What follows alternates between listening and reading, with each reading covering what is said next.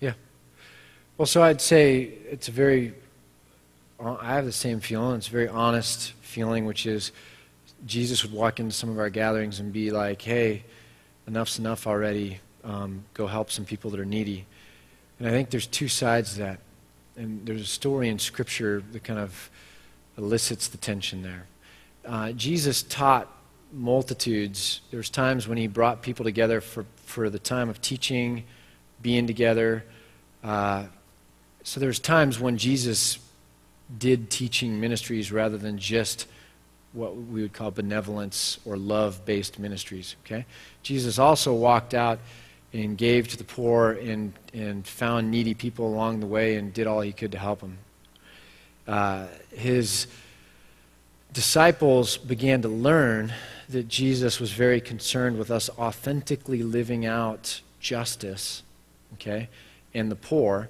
To by the end of his ministry, they've kind of caught up now. They've made the mistake enough times where they've thought it was all about the business and Jesus is stopping for the people, that they're like, oh, it's the people, it's the people. So they've kind of caught up to that, and then all of a sudden there's a situation where Jesus is in a room and there's his disciples, and a woman comes and pours perfume over Jesus' head. And the disciples are like, oh, we know the right answer. The right answer is you shouldn't have done that. You should have given the money to the poor. And Jesus is like, no, what she did was as pure as it gets. She was enraptured by me. This was an act of worship and adoration. Leave her alone.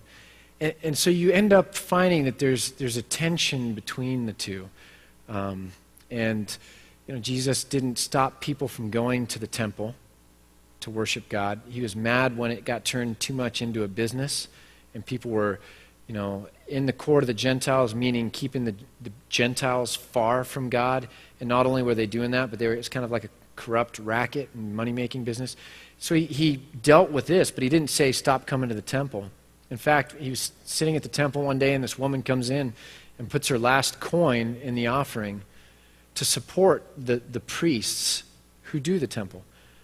Because the priests in the Old Testament were supposed to be living off of the tithes and the offerings. Not the poor, but the priests were supposed to be living off of some of the tithes and offerings. So what you begin to find is it's not one or the other, it's both and. So what I would say to you is if a church is only doing this and not serving the poor, then Jesus would have some real issues with kind of the Pharisaism, the legalism, the religiosity of it. If all we do is tend to run around and help the poor, but we never gather, it tends to have very little center of gravity as a community of believers encouraging one another and learning and having opportunity to worship. So somewhere in the middle, and I doubt Antioch will ever hit it perfect. I doubt I would ever say we'll hit it perfect.